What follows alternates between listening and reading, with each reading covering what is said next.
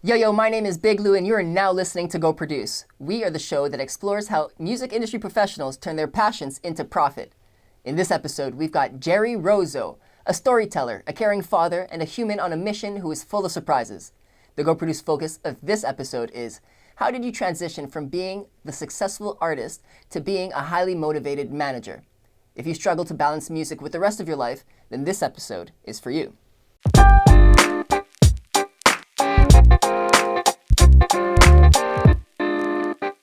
Yeah, Go Produce. Thank you, Gerry, for your patience and for being here. I want you to know that we do really appreciate your time. So why don't we just go ahead, make the most of it, and go produce. Listeners, let me tell you who we've got in store for you today. Mr. Gerry Rozo. He was a singer and a performer for over 20 years. His first band in Canada was created in 2002 and was called Sigma and The Duende. They were heavily active in the London, Ontario scene, especially amongst the Latino community with their Latin rock style. They played together for almost 10 years and have countless stories that I'm sure we'll be able to extract. The Duende was no more at the end of 2010, and Gerry found himself transitioning to solo projects in 2011. After riding a high from producing a sold-out solo show at the Aeolian Hall in October of 2011, he had to stop working on this project due to professional commitments. It happens. We understand. This led Gerry to directing the Stihl Timbersports Series in 2012. He drove it from a small-scale niche sport into a national series with a mainstream television coverage. He did a lot more with it, and we'll make sure to get into that too. But before we move on, I do want to mention that he built it into a successful national series that is now being sold all over Canada today, with events sold out for up to 3 years into the future. Absolutely ridiculous. You may ask, though, is Gerry done with music? Nonsense. He began working on a project with his 12-year-old daughter at the end of 2018 to promote her as a singer and a performing artist. He is feeling out the music industry. He's feeling out the music industry once again, but this time as a manager. He's the head producer for TSN Timbersports, and he is the artist manager for Bella Rosa. Gerry Rozo, welcome to the show. How you doing, guys? Fantastic. We're over the moon to have you here. Thank you. I'm really excited to be here as well. Thanks for the invite. Beautiful. Always happy to do that. I'm sure we may invite you in the future once again, but before we get to that, let's see what we got for this round. How about that? All right, let's do it. Yeah, perfect. Well, let's move into our first segment. Our first segment is called The Basics. Pooh! Bam. This is what we got here. Do you feel it? Yeah. Yeah. It's a little bit of Latin style. Anyway, moving on. So what we're going to do with the basics is we're going to run through some simple questions to get to know you better. We want to almost get an icebreaker going, if you will. So we're just going to jump right into it, okay? Sounds good. I mentioned that your first band in Canada that was created was in 2002. But I want to know, when did you move to Canada and where did you move from? I came to Canada in 2001. It was September 2001, and I moved here from Colombia. Okay, absolutely. Great. So September 21, and in 2002, you created your first band. So you wasted absolutely no time. Well, I gotta say too that by the time I didn't land in Canada until November. Now that I remember, but so I left Colombia right after 9/11. So okay. You got to imagine that. So you got to remember that, yeah. Yeah. So I came to the, my family and I, we were escaping war, and we came to the United States. And because of all the problems that were happening with 9/11, we had to stay in the U.S. for 2 or 3 weeks, something like that. And right. Then, yeah, so we landed here in October, actually. So yeah. And where were you in the States? Because the States wasn't exactly safe then either. Yeah, it's we went to Miami and we stayed there because we had some friends, and then we went to the border to Buffalo to start our like immigration application and stuff. Yeah, wasn't that safe, but yeah, we got it done. It just the timing didn't work, but here we are. You know. My next question for you is related to the band. Were you Sigma? Yeah. So okay, so. I was asking if you're a Sigma, and then the other half is the Duende. What does that mean? Is there a particular... Yeah, meaning to that so name? when we started Sigma, that was our first band. I met with like three other guys from Colombia that were in the same boat as I was. Like we just came to London, we just moved here, we didn't know anybody, and then we're like, oh, you play drums, you play bass, I sing. Let's get together, and boom, Sigma started. Right. I remember that we got together like today, and then 5 days later we had our first show, and it was No, stop. actually it was around this time because it was for a Mexican celebration. Though it's not Cinco de Mayo or anything like that, Because that's not but really so Mexican. yeah, exactly. So it's not a Mexican celebration, so that's why it popped in my head. But no, Yeah, that's yeah. not it. Anyways, but we started rehearsing, and then 5 days later we had our first show, and it was insane. That is So insane. yeah, so we played together for a while, and then we had to swap some members here and there. And at that point, we started being a cover band, and we played music in English and Spanish. Okay. But our success was in Spanish. So then, after seeing that our audience was predominantly Spanish, Hmm. and it's what we were good at, then we decided to switch to the Duende, which is like, and what we wanted to do, like a duende is a leprechaun, right? So Okay. we liked the way that it sounded with the the duende. It was kind of like a English Spanish name. I Right. don't Okay. I have no idea where it came from, but it ended up sticking, and here we are. Sigma and the Duende, and you guys Yeah, lasted almost 10 years. absolutely, yes, yes, That's yes. super awesome. Yeah. Before you got to Canada, before you started playing with Sigma and the Duende, I want to know, what is your first musical memory?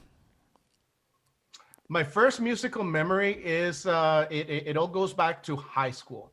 So I High started school. playing Okay. guitar at a very early age, like I was 9 or 10 years old. And I remember that I come from a very musical family. So they say that Okay. music always skip a generation. So my dad is not that musical, but before him, grandpa and his brothers and all that, they used to have bands in their town, Colombia, Yeah. mostly like salsa orchestras and like like Still fun. traditional tropical Absolutely. music. Oh yeah, absolutely amazing. So I have the musical vein in my body, and so I got this guitar. I remember it was just this Yamaha that my dad got me, Hmm. and I wouldn't go anywhere without my guitar. I brought it to school every day, and during recess and breaks, I would play my guitar. And then in my school, I started forming my first band. So the same way I created Sigma, just got a drummer, got a bass player. Here you go, boom! I had a guy that was really good on keyboards. Yeah. Okay, let's go. Let's And yeah, go. we started playing, and we started playing at every event in high school, and then we started competing at like intercollegiate events and stuff like that. Yeah. And yeah, it was so much fun. So it goes way back.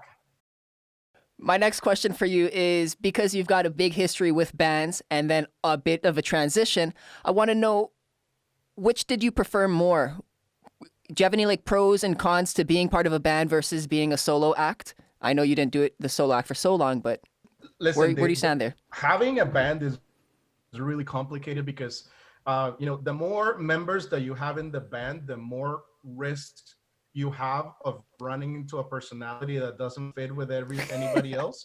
Yes. So then you have when we started playing in Sigma, and when I started playing Sigma, I was 20 years old, right? Okay. So I was just landed in Canada. I was trying to, I couldn't get into school. I was trying to find a job, so I had a lot of time, right? Okay. And we all had a lot of time. So we had, like, we were rehearsing 2, 3 times, 4 times a week, right? Which is But then often we for a band, started yeah. getting, yeah, so then we started getting into school and started getting jobs and stuff like that. And school and work was easy to deal with, but the hard time was when guys started getting girlfriends and getting married. That's when it was like, I don't have that much time anymore. And but Yeah. so The thing with having a band is that it's so much fun because you feel that closeness that you have with people that share your love for that same kind of music that you're playing, and then like rehearsing for Camaraderie. hours Yeah. on days end until you get that song perfect. That's amazing. But then and when I was very lucky because I run into a band that was the perfect like the perfect people in it. But the actual Sigma ended because some of the members were not as committed as some of the other three. Let's say Right. the founding three members really committed, the other two not so much. So Right. then we had to get new members, and then the members that we got for the Duende, they were all perfect. So we had the people that were leading the band, and then we had the other ones that were just there trusting the management of the band to do the Right. right thing, right? So it was me and the drummer, Hans, and we were making all decisions on what shows we were going to do, where we were going to play, how much we were going to charge, what we were going to do with the money. So we were very lucky because we had lots of shows, and every time that we played a show for Latinos, we sold it out. There wasn't, like Latinos wanted their music, right? Of So course, they like to it party. was really, oh man, You know how it is. we were making tons of money at the door, or like whatever kind of show we were doing. It was Yeah, always very that's awesome. profitable for us. So we were able to, like, we all had jobs, so we didn't need to like take money in, like pay anybody in the band. So we agreed that we were going to invest all the money into equipment. And man, we had like everything at that time. We had a mix board, we had speakers, we had wireless systems. Like, it was so cool.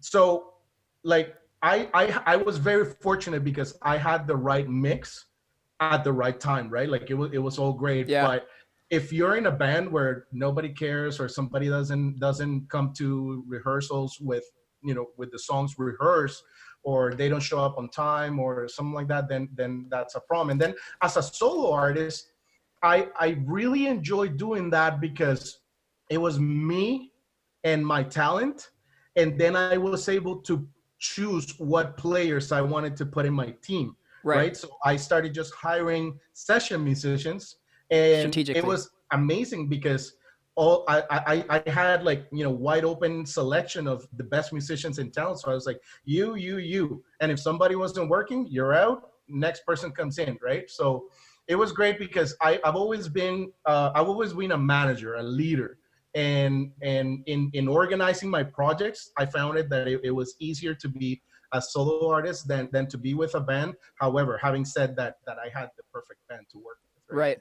So when you're in the band, do you find that you have to have open communication? You have to almost delegate a leader, and each band member plays a particular role. And if you don't have those roles established, you're going to have some kind of turmoil.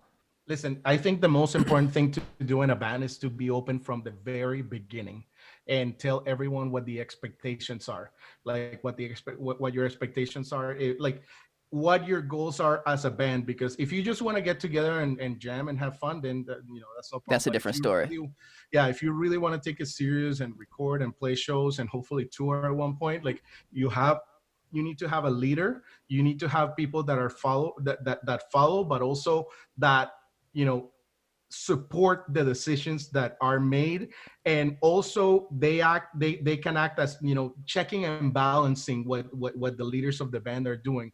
Because if people That's don't true. ask, if people don't ask the leaders, like, wait a minute, what, like if they're not ever questioned, then like a lot of people decide to avoid confrontation. They decide to stay quiet, Mm. and then that's when problems start building up and Slowly layering but over surely. each other. And then at the Mm. end, people just explode, and that's the wrong thing to do when you're playing in a band. I think that the more open that you have to be, even if the answer that you have for your band members is not what they want to hear, okay? Sometimes it gets Because ugly. Yeah. yeah, exactly. Even if right off the start, if they don't want to hear, like, you have to be open about everything.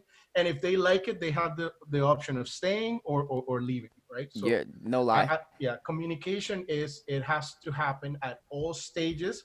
And some, like, the people that are chosen or decide to lead the band, they need to be an open book when it comes to relaying information back to the band members, because there's no such thing as, oh, I'm just going to keep this for myself, because they don't need to hear it. Because the more you keep to yourself, the more problems you're going to have in the end. Why didn't you tell us about this? You never want to find yourself in that situation. The more open you are, the more successful you're going to be as a band lead. I'm hearing you, but I'm also hearing you, because at different times you may not realize that this kind of stuff is really what you need to hear. And it's had great impact on me. So thank you for bringing that up. But yeah, no worries. On that note, we are wrapping up this segment. That was the basics. We got quite into detail. Grumpy sound guy is the most important. The sound guy is the most important. Did you hear this guy? Who does he think he is? Did we even invite him? Yeah, I don't know what he's doing.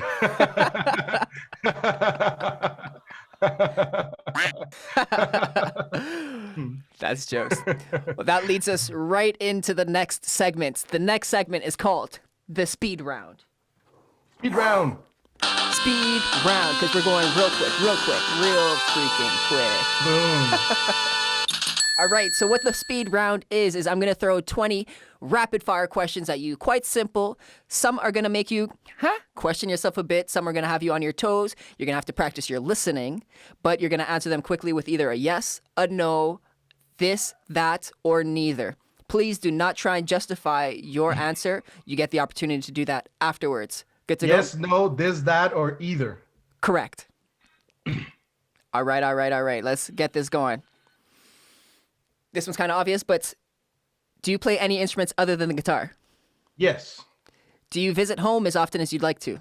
Yes. Do you prefer to be inside or outside? Outside. It's hungry. Lunchtime, pizza or burrito? Burrito, always. I feel a little ridiculous asking that. Do you miss performing live shows? Yes. Yes. Movie or TV show? TV show. Toilet paper ran out. You got to put in a new roll. Is it going over or is it flipping under? Over. Over. Smart man. Does your birthday always happen on the same... Who uses toilet paper? That's what socks are for. I'm kidding. Yeah, you just jump in the shower anyway. What? Next question. Does your birthday always happen on the same day? No. No. You have to get rid of one of 5 basic senses: sight, touch, smell, hearing, or taste. Which one do you get rid of? Smell. Smell. Do you participate in games involving lumber? Yes. Are we going up or is it going down? Down. Down. All right. Breakfast or dinner? Dinner. Yes or no? Yes. Yes. Do you have any regrets? Yes. Yes. Performing yourself or managing for your daughter? Which do you prefer? Managing. Managing. Dine-in or delivery? Dine-in. Would you consider putting out a personal project later? Yes. Glass half full or half empty? Half full. All right, cool. 2 more questions. Do you prefer leisure or do you prefer luxury? Luxury. And do you, Gerry, think scuba diving is awesome? Yes. Absolutely. Yes. Here we go. I hit the jackpot. Best last question. Right? That's what I thought too. Is there anything you'd like to clarify or expand on? Burritos is an obvious choice, you know? Yeah, I kind of regret asking that now. Why would I do that? And you know what? In my house, it's only Bella and I. So Bella is a delivery and I'm a dine-in. So imagine all the problems we have. All right, Gerry, that leads us into our 3rd segment of the day. This one is called What's Yo Take? Interesting. Yeah, what? So in What's Yo Take, I'm going to be providing you with up to 5 different either questions, ideas, concepts, theories, whatever you want to call it, and we're going to ask you for your opinion. That's it. Nice and easy. Good to go? All right. Let's do it. All right. So you spent almost 10 years with the Duende, and you said that you were mainly a cover band. But you also mentioned that you recorded 3 singles. I want to know why only 3 in so much time. Um, the answer is really simple. At that time, it wasn't that easy to find, to record. Like all the tools that you have today to record music is so simple. But at the same time, like we were never in a like we were not our.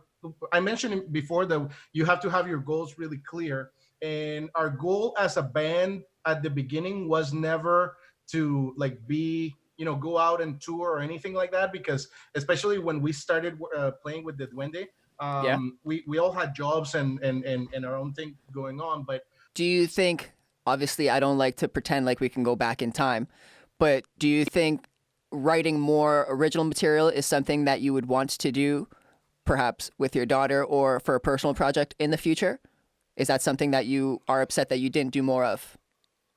I have a lot of songs that I wrote myself Okay. that are still written and never did anything with them. So like I never lacked material. Yeah. But right now I'm focused 100%. I'm focused so much on Bella Rosa that all the writing and all my time goes to writing music and supporting Bella Rosa. So as a personal project, though, I I want to be involved in music, and I would love to keep working on my music. That Bella Rosa is what like my main focus right now. So Yeah. that's what I have time for. Absolutely. That's fair. That's fair. People through my sense of observation, I found people like to overexert themselves. They like to overcommit to too much time or to too much energy, and that really dwindles down everything. If you can't really commit to 1 or 2 or maybe even 3 things at most, full commitment, it's hard to be,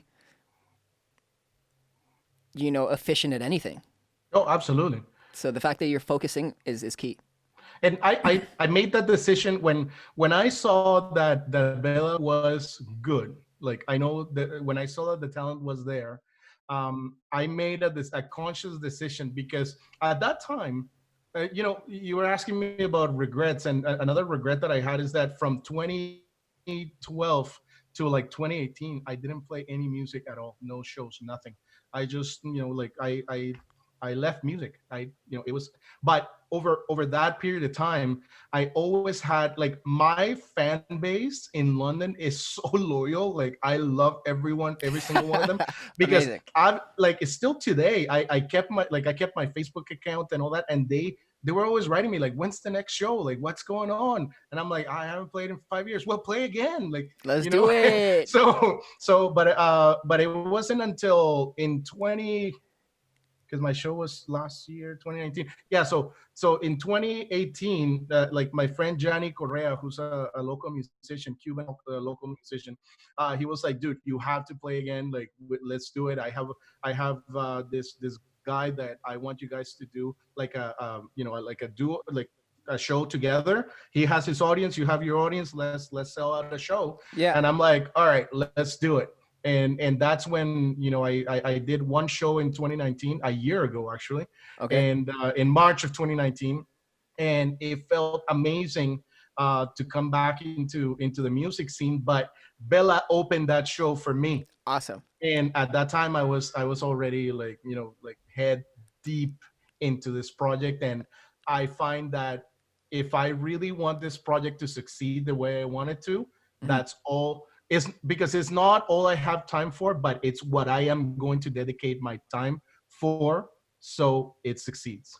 There you go. There you go. I like that. On a little bit of a different note, but still in the same segment, I want to know,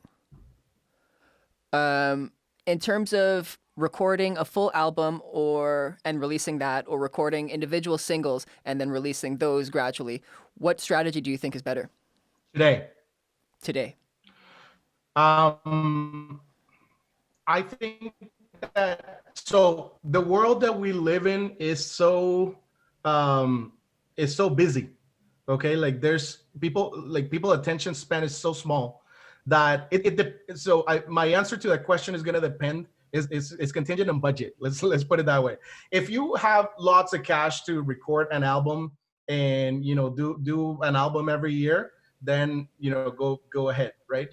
I think that's good. But even if you have lots of cash, like people, it seems that the way that the digital industry has gone now with like being able to buy songs, like I remember buying like vinyls and then CDs, and many times I bought a full CD just for the one song, like the single that I liked. Yeah.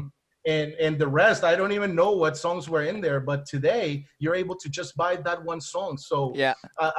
for every musician that that's starting in the industry, I would say that the best thing that you can do is focus your energies on one song at a time, and then try to use the content that is generated from producing one song, and try to stretch it as long as possible. I would say for a period of 3 months, right? So from every single that you produce, you get the song, and then you get, for example, a lyric video. You get a music video. You get photography out of it. And you could do a giveaway.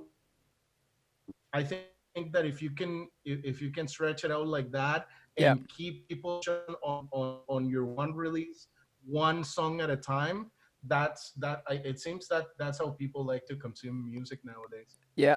Now, I wonder if 3 months is too far apart, too spread apart to remain relevant. What about monthly or bi-weekly? Obviously, the work adds up, and you have to have your pre-launch campaign, you have to have your post-launch campaign strategies all in place. What I want to say interval do you think is realistic for someone to grow in the world? Here's the thing: if you are working on music full time, I think that one song a month is very doable. But it's just, I find that focusing your attention into doing it right rather than doing it fast, Yeah. it's a better approach, because you just have to be very diligent with everything that you do around pushing your music out. Like the recording has to be perfect, right? You have to get the right recording. You have to analyze the lyrics. You have to get the right mastering.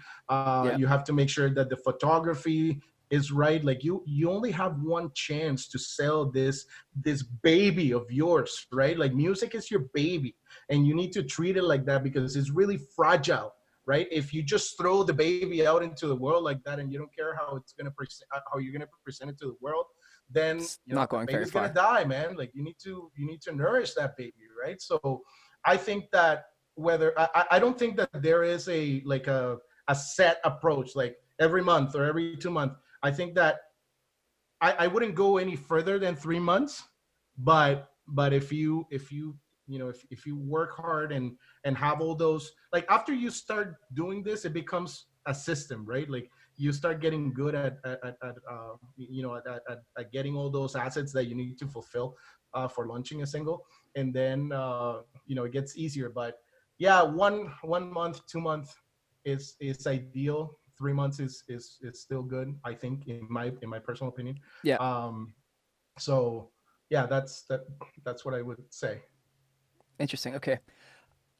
I'm gonna one more question on that, because that was a lot of good. If you're writing songs, let's say you've got you've got three ready to go. Should the artist feel pressured to release them, or is it okay to compile more, build up your reservoir, and then have a extended launch program? Does that make sense? Like, instead of, say you record a full album worth of material, but then you Yeah. release it like Yeah. singles. Yeah. I think that as an artist, you cannot stop writing. Like the writing process needs to be constant and consistent, because the more you write, the better you get at it, and the best Yeah. material comes out. So if you just write two songs and you just stop, then you're not using talent as a creative person to develop everything and push the best that can come out of you. I think that if you just have one song or two songs, it's not as good as if you had 20 songs and you pick the best two. I think that your chances of success increases exponentially because you are really pushing out into the world your best, absolute best work, right? Yeah. Rather than just like, oh, this is what I have. That's it, right? Right. So I think that the more you write and writing a song doesn't mean like, because you can write a song really easily, just guitar, piano, and that's it. The production comes after, but I think that if you can write tunes, like get like the right lyrics and produce, like get 20 songs written and then push out the best two that you have or the best one, that will give you that it's a more honest approach to pushing out your absolute best. Understood. And a question to follow up with that is, how is the artist expected to maintain their style after writing so much over time? Or is it okay to change their style over the years without necessarily becoming whatever a sellout is or not developing enough? What does that look like? I think that it's very important for an artist to stick to a style, especially until they get some traction, because like you want to be consistent with your work. You want to be like, if you want to work and be the best at something, you have to be really consistent in what you're doing. If you are jumping from one side to the other, I don't think that you're going to get to experience and develop your art in the best way possible. So I mean, there's lots of bands that have always had like like a certain style, and then all of a sudden they release an album that it's like, whoa, what's going on? I don't know if you know, for example, from my time, The Cure. It's one of my favorite bands, and they always had a really consistent style, and then they come up with like a whole bunch of love songs, right? Like the Yeah. album Kiss Me, Kiss Me, Kiss Me, and then like Back to Dark, and then they produced Wild Mood Swings, which was a total different album. So, but they did their homework. They proved themselves. They got an audience. They were famous, right? And they had a style. And then they started experimenting with something else after they proved that they were masters in their craft. So So that's consistency would be key if you're trying to develop and grow an audience, but if you're doing it solely for artistic expression, feel free to do whatever you want, whatever your oh heart yeah, desires. absolutely, yeah. Cool. Cool. I like that. I got one more question for What's Your Take, which might turn into a couple of questions because I'm curious and that always happens. But evidently, you're working with your daughter, Bella Rosa. You are obviously very excited to help her develop her into all of the potential that she is. But I wonder if you're also a little upset that you can, not that you can't be front and center, but your time of being front and center isn't here. Is it challenging to do that as a family member? No, no, because I am. I don't know if it's just the love that I have for my daughter, but the way I see it, That was perfect. see, the way I see it is that in my time, I was able to learn a lot of skills and get myself into all these different situations that have made me who I Yeah. am today. Yeah. And that experience now helps me, push her career forward like 1000%, because Bella's 13 years old. And when I was 13, I wasn't recording in a professional studio such amazing as Prevail Music Studios, but like I didn't have the musicians that she's playing with. I didn't Right. have the resources that she had, and I'm very happy to be able to to put all my expertise into making sure that she has a career for her future. Yeah. So am I upset? I'm upset? Not at all. Like I really like this role as a manager because I am still in music and I'm able to make decisions and influence her career. Right. And she's my daughter. She's my everything. So I would say her career just started.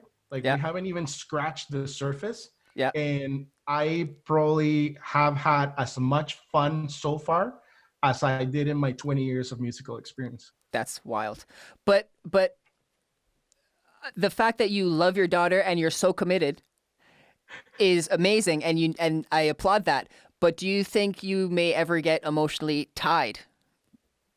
Like, sometimes momagers or parent managers get a bad rep for that particular reason. Like, what tied? How? Like, do you have an example of? Like, they go above and beyond expecting things because, oh, this is special, or they don't like how my artist is being treated because you can't talk to my daughter that way, stuff like that. Okay, so whoever doesn't know me, I am a very, very strict person, and because I have been in the entertainment industry and I've been working in a national role where I've seen how hard this business and industry is, Yeah. then I am probably 10 times as strict with my daughter and her career, because I'm not here to make her think that life is this piece of cake that just gets handed to you.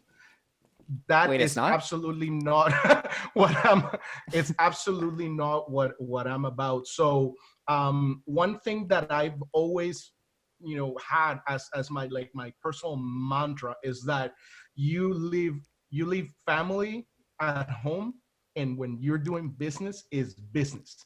It doesn't matter who it is, it doesn't matter what you're doing. Like, when it's time for business, it's time for business. And I can be very, very critical and very honest. I have a very raw approach onto how I introduce Bella into music. Mhm. So I'm really, really happy to be able to do that, because I'm not the guy that thinks that my daughter is perfect and she's the best and can't do anything wrong. Actually, it's the contrary. But How at do the you same, flip that switch though? Because I struggle with that. it's been something that, like, I've done business with my family in the past, and it's a commitment that I've done, because I believe in the value of separating your relationships. Yeah. I can be sitting down with my family having a business meeting, and I will react in the way that makes sense for business. Right. But then we can break and go have dinner as a family and have a beer. And no, I am not, I don't translate anything that happened at that business meeting into the family scene. So That is a I don't know skill. I don't know how I could tell people how to do it, but it's something that it just takes commitment.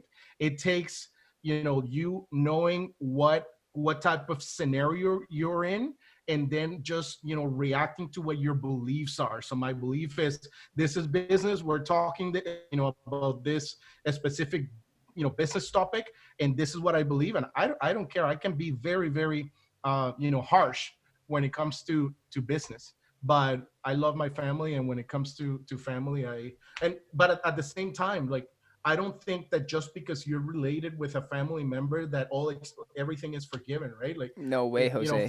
Family also has a responsibility to be, honest with you. And if you offer them honesty and love, you should be able to get that back. So at the same time, like, if you're my family member and you're a jerk to me, I'm not going to talk to you, because I don't allow that kind of energy in my life. So. That was absolutely magnificent. All right. So this brings us over to our fourth segment of the day. This segment is called Wheel Challenge. I'm really scared about this one. As you should be. Woo! Wheel Challenge. All right, guys. So back here in my corner, we've got a nice spin the wheel, go produce, ready to go. And each of the different tabs has a little bit of a different challenge on it. What we're going to do is I'm going to spin for you because of wild times that we're living in. and then depending on that, we're gonna move. Cool. Sounds good. Be nice. Wait, I'll make no promises. Here we go. Da-da-da-da. Where's the drum roll? Oh, come on, grumpy sound guy. You had one job. He fell asleep. Uh-oh. Uh-oh. Oh. All right, so you got the whisper challenge. Oh. All right. So this one's a little bit of fun. That's a creepy one. I can't say it's not, so we're just going to move on and we're going to do it. All right. What's going to happen here is I'm going to mute you. I'm going to mute myself. I'm going to mute myself so you can't hear me. Everyone else can still hear me. Okay. And then I'm going to read a couple phrases. Oh, hell no. I'm going to read a couple of phrases, and they're very short, easy phrases, but you're going to try and read my lips and then say what I say. Cool? Okay. All right, so let me mute this. I'm going to start now. The first one is just going to be a test. Okay. Test 2. Hi, Test my name 2 1 is 2. Luke. Test 2 1 2. I like burritos. Did I fail? I definitely do like burritos, but it's not what I was saying. I was reading test 2 1 2. Oh, yeah. Hi, Way my name off. is Lou. I like burritos. All right. Well, it's a good thing that was the practice round. We can just throw that in the back. No one has to see it. Yeah. No, people want to see that. Perfect. It's not going anywhere. Yeah.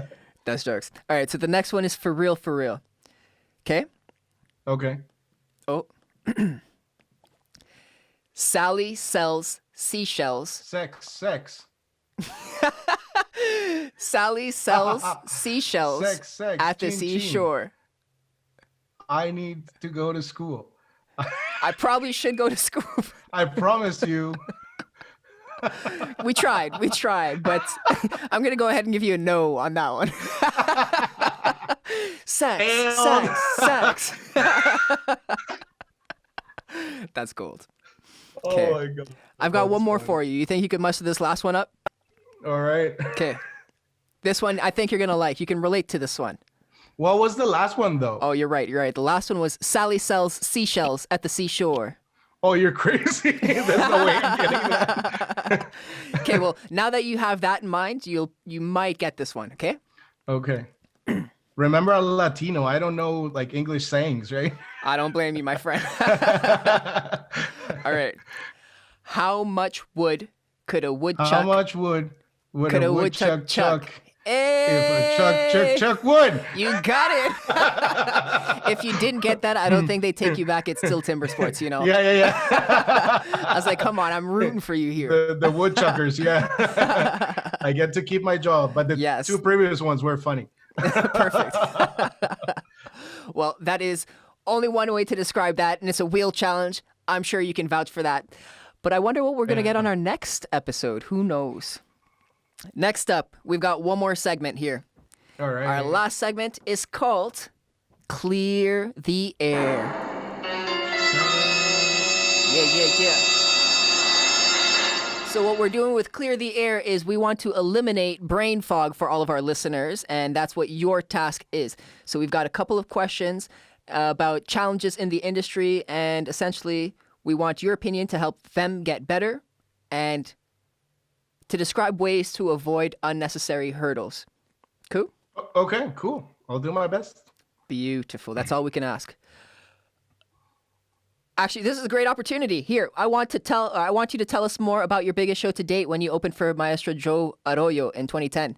We were getting into this a little bit earlier, but it was a little bittersweet to think that was your pinnacle as a performing artist. So give me your feelings. Give me your thoughts on that. Maestro Joe Arroyo is somebody that I've always looked up to because he is probably one of the greatest musicians of all times. Not only Colombian musicians, but he created his own music style. Actually, Billboard has identified his music as, because it's not salsa, it's not merengue, it's Joe Son. Son is like a rhythm. So Joe Son. That's an actual music style that was identified. I had no So idea. growing up, I love Joey Arroyo, and I listen to his music. I never got to see him live, and then I moved to Canada, and he's coming to do a show here at the Western Fair. Yeah. And my band, the Duende, we get asked to open for him, and it's unbelievable. I just couldn't believe it when we got the call, and I was like, yeah, of course, Just we'll your do jaw it. So drops. yeah, so we ended up, like, I think we had about an hour to perform, but by the time we played our last show, we had a huge repertoire, right? So uh you know uh so we prepared for that show, and we prepared the hour, but while we were rehearsing, we played all these other songs that were not in the set, Right. but that we just had in our back pocket. And I remember the day of the show. So Joey Arroyo arrived in Canada, and he didn't come for the sound check because he was already aged, and he was having some like health problems, and he actually ended up passing away just like a year or so after my show, Oh wow. after our show, right? And so we actually got to do the sound check, and then his musicians, yeah, A moment of and silence. yeah, a moment of silence, yeah. And so we did the sound check, and we were just so excited, and we're like, okay, where is he? Where is he? So then, the place started getting full, and he wasn't there yet. So they're like, all right, openers, go play. So we play our show, and it's the most amazing show I've ever played. Everything was perfect. The sound was incredible. All the monitoring was just in the right place, Mm. and the people were super into it. So that the memory from that show was even without the honor of opening for Joey Arroyo, like, just that show was incredible. So then we finished the show. All right, good night, thank you. And then we get backstage, and they're like, Joey's not here yet. He's not ready, and he's not going to be here for like another hour. Can you guys play some more? And we're like, Ooh. yeah, let's do it. Hey. So we come back out, and I think we played for another 45 minutes. And yeah, it was even better. Like, people were just having a good time. And then, so after we played, then we got back to the backstage, and then Joey was there, Mhm. and I got to meet him for the first time in my life. Mhm. And he was just sitting down, and this is now that we're talking about this, and we talked before about regrets. He asked me the coolest thing, and I wasn't able to do anything about it. He said, hey, do you have a shot of whiskey for me? And I was like, I don't. And having a shot with Maestro Joe Arroyo would have been the highlight of my musical life. But So lesson learned. Walk around with a flask at all yeah, times. yeah, I carry whiskey everywhere I go. 10 years later. I know. That's hilarious. Yeah, so What a story. he's not with us now, and but getting to hang out with him in the backstage, I sat down with him and talked for like 20 minutes, and it was just an absolutely amazing experience. Beautiful. And then right after that, or not right after, but soon after that experience in 2012, you jumped out of the music industry and into an entirely new one. Absolutely. We want to just hear a little bit more about how that transition was. And a specific question on that was, how was the involvement in organizing the powerhouse team that would end up winning so many medals? Sorry. Okay, so I started working for Stihl. I worked for Stihl Canada since 2006. It was shortly after Bella was born. Bella was born in May, and I started working for Stihl in September of 2006. And at that time, I had lots of experience working with events, and music was part of that. but I also had a lot of experience working with sporting, like sports, because not a lot of people know this, but I was a competitive semi-professional tennis player back in my days when I was, younger in Colombia, and I also played competitive soccer. I had a scholarship at my university in Colombia to play soccer as a goalie and to play Guys athletic out here. and to play tennis. Um, so I had a combination of experience with events production, because also at that time, because I was Latinos were starting to become a big thing here in town. So I was recruited. I, I approached. I can't remember how that relationship started, but I started working for Western Union, the money transfer company, and I was their community representative here in London. And every time that there was an event in town, they would send me to represent them at the event. But at that time, it was just like, putting up a tent, a table, and then giving literature and balloons and just promoting the name of Western Union. So that was my experience with events and sports. Right. And then when I come to Stihl, I was working at Stihl for 5 years when the person that was running Timbersports left the company. And during that time, when that person wasn't available, they used to send me to just represent the company, but it was just basically going to the Timbersports events and just saying hi. And at that time, the production of the events was just basically like very, very local. We used to give, Stihl used to give money to one athlete, and they would like organize the event, and it was just done in a parking lot with like no like banners hanging from trees, and the production was not up to par, right? So when I come in 2012, I got the opportunity to go and see the Stihl Timbersports World Championship in Norway. And All the so way in Norway. I traveled with Team Canada, which was composed of 4 people. And so we went to the event, and we landed in Norway like one day before the guys had to compete. And there was like no structure, no planning, no nothing.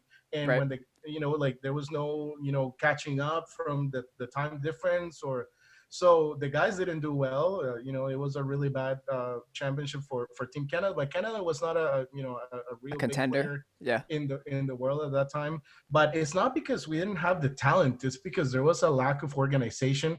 And so when after the event, I sat down with the guys, we were having a beer in Oslo the night before flying back home, and I was like, why is the sport handled this way and not in a more professional way? If they can do huge events here in Europe, because the European series, like all over Europe, the events in timber sports have always been top notch.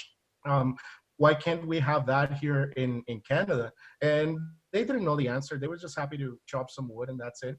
But after I came back, I presented a program to the president of Stihl, and You I applied said, your like, drive. yeah. I said, like, listen, this is what's happening right now, and this is what I can do for you, and so I started. My approach was that Stihl Timber, because at that time every time you talk about Stihl Timber Sports, like, oh, the lumberjacks, and I was like, they are not lumberjacks. They are professional athletes. Like the amount of like preparation that it needs for you to be able to compete on a high level in a Stihl Timber Sports event, it's huge. Like, it's your whole life of learning technique and working your body, and just investing a lot of time in equipment to be able to perform at a high level. So a lumberjack is somebody that works in the woods and Right.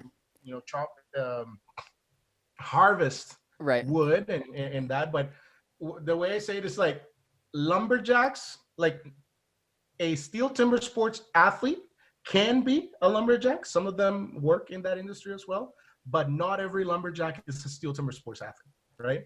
I think that a good way to compare that for other listeners would be that there's a lot of work, a lot of undercover work that goes into being the top of anything. And an image that I think might resonate with a lot of our listeners is an iceberg. If you were to picture that, the vast majority, 95% of that is underneath. And that's the skills, that's the blood, sweat, tears, that's the equipment, that's all of that you've done, even just the time. And what a lot of us will just see is the little piece that's floating above. and that's not really Yeah. reality. Yeah, and just the little top that people were seeing was not the right representation of what they were. So I started reaching out. I started reaching out to different players and sponsors and like athletic clothing company, and I said like, hey, I need you to dress my athletes because I want them to look the part when we put this on TV. Like my goal was to bring the sport to a national TV production, and it was really quick. I in 2013 we still had a small event like I described it before, but in 2014 we had the first like official huge Canadian national championship, Yeah. which was held at the Toronto Indy. So I reached out to the Honda Toronto Indy, big huge like international sporting event, and we were able to get like a footprint inside their inside the track, not like on the track, but like the track goes around, Right. and so we were like a side entertainment when race was not happening, right? But to us that was huge because the press and the amount of people that attend that event was insane. Yeah. So I spent What was it like working with a broadcast organization like TSN? Oh, it's well, the relationship that I have with TSN is amazing, and at the very beginning, it was like we're TSN, who are you guys? Kind of stuff. But then over time, like our sport has grown in production quality so much. Like I described that we used to do events on like on the grass with the banners hanging from trees and stuff, Yeah. and now we have an official stage that is like custom made for the sport. It's a huge stage with lights everywhere and special effects and Yeah. like What pyro about and any hurdles? Did you run oh into gosh. like, we need to do this for censorship, or we can't accept this kind of quality, we need to do this? Every like I the hurdles that I like when it comes to the production of the show, uh I didn't really get a lot of hurdles because I was very clear in the quality of event that I wanted to deliver to the network. But the biggest hurdles that I've had to overcome is with the athletes, because athletes that were the old school of the sport, they don't Ah, want any change. People are very, very resistant to change, yeah, and they started being very, very critical. like with everything. But it wasn't long, and on the international stage I started, for example, selecting Team Canada in a different way. And when we land, like I implemented a training camp, so we traveled to Europe one full week before the actual event. So we trained, we got used to the Preparedness, like yeah. time zone Yep. and all that. And it didn't take long until Canada got their our first medal. It was in 2014 that we were able to get our first ever international silver medal. And then after that, the success has just started to pile up year after year. So it was like I was able to prove that with a little bit of organization and commitment, we were going to be able to turn something that was just average series into like a world-class event. Yep, yep. And everyone can see this is exactly what's happening with that. But I want to turn it back onto the music in conclusion, almost how if you put all your time and effort into something, it will grow. And even if it grows and then dies, you learned something from trying to grow it that first time, and you could try with someone else. You could try a different technique, but you got to stay focused and aligned with what you're doing. Yes, is essentially the lesson I'm hearing here. Absolutely. I mean, if you're in the music industry, and you're talented, and you have you gotta be willing to work and put in the work, because it Got to takes work. a lot of hours to hone your craft. Like your voice needs to be perfect, your music needs to be perfect, your performance needs to be great, right? Like it's not just standing on stage and playing your songs. You have to almost be your performance, your delivery, your physical movement, your Everything. It's a facial lot. expressions. Like you have to, like be so attentive to detail. Your hair, your makeup, your like the accessories that you want to wear. But it's really exciting because never in our in the history of humanity we've ever had such you know wide opportunities for any musician to Yes. hit the stage in any way, Yes. because like through through social media, and like you don't need to be signed to a major label to be an artist that is known around the world. And actually another thing that it's really interesting to me is that you don't need to be an international renowned artist to be successful, because there's 8 billion people in the world, almost 8 billion people.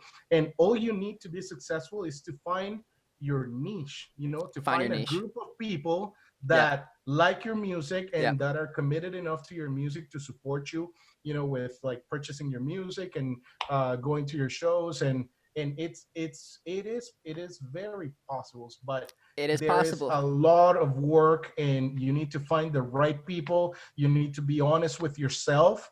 If you think you're just good and out of like the goodness of God or whatever, your career is just going to take off with by you just sitting down on the couch doing nothing. Good That's not luck. going to happen. No. That's not going to Nope, nope, happen. nope, nope, So nope, you nope. need to be honest. You need to almost like put a plan together and say, I am going to work on my voice for 2 hours every day, then my music for an hour, then my social media for another hour. And it's almost like you have all this tasks to do, Yeah. and you're like, whoa, how am I going to do this? But hey, there's start. no easy way out of this. Gotta If you start. don't do it, nobody's going to do it for you.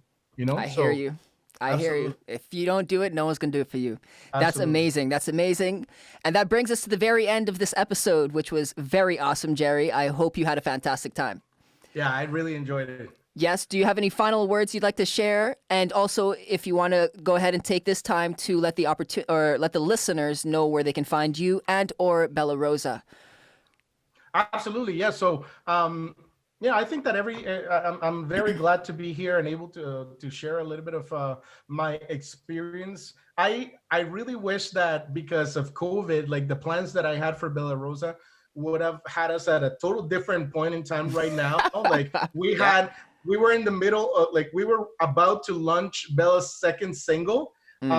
And the launch of the first single went so well, and I was so excited for this. But now we were stuck, and I'm just waiting for everything to open up again. So I wish that I would be able to tell, a little bit more of the story now. Yeah. But we had to hit pause. So All good. but I'm sure that, like, I have a really, really amazing team to work with, and I know that this is gonna start growing very soon, because it already she's already showing great progress. So Awesome. I mean, you can find Bella Rosa is on Spotify and Apple Music, as well as Instagram and Facebook, as mostly as Bella Rosa Music or bellarosamusic.com.